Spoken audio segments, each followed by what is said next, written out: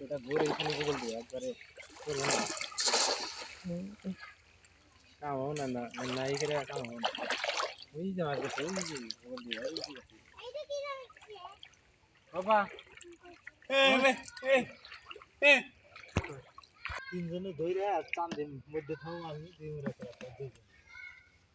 টান দিয়ে যাবো না টান দিলি ওটা টান দিয়ে আইবো না মাছটা খালি বগল দিয়া